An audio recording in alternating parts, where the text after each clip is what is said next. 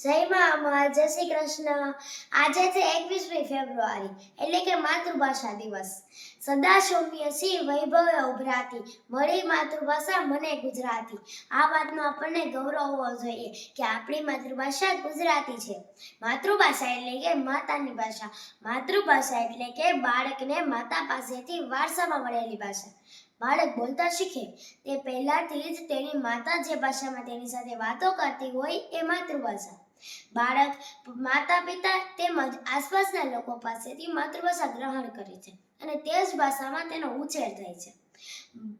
બાળક ગમે તે માધ્યમમાં ભણે પરંતુ તેની પ્રથમ ભાષા તો માતૃભાષા જ રહે છે. માતૃભાષાનું સ્થાન કોઈ પણ ભાષા લઈ શકતી નથી. બાળકને પોતાની લાગણીઓ અને વિચારોનું આદાન પ્રદાન માતૃભાષાથી જ સારી રીતે કરી શકે છે. તેમજ ગણિત, વિજ્ઞાન અને સામાજિક વિજ્ઞાનનું જ્ઞાન પણ આપણે માતૃભાષાથી જ સારી રીતે પ્રાપ્ત કરી શકીએ છીએ. વળી અત્યારે પોતાના બાળકોને અંગ્રેજી માધ્યમમાં ભણાવવાની ઘેલછા લાગી છે. અંગ્રેજી જરૂરી છે, પરંતુ જ્યાં સુધી માતૃભાષાનું જ્ઞાન સરખી રીતે ના મળે ત્યાં સુધી અંગ્રેજીનું જ્ઞાન પણ મેળવવું ખૂબ જ અઘરું છે. અને અત્યારે વળી ઘરમાં પણ અંગ્રેજી બોલવાનું વાતાવરણ નથી હોતું. આથી બાળકને અંગ્રેજીનું ગોખણિયું જ્ઞાન મળે છે.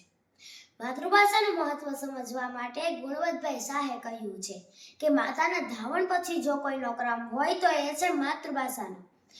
અને આપણા રાષ્ટ્રપિતા એટલે કે મહાત્મા ગાંધીજીએ પણ પોરબંદરની ગુજરાતી શાળામાં અભ્યાસ કર્યો હતો. આપણે સૂતા હોય છે ત્યારે આપણને સપનું આવે છે, તો એ કઈ ભાષામાં આવે છે?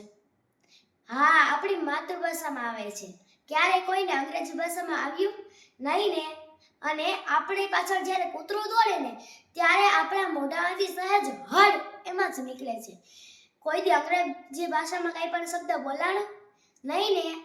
અસ્તુ.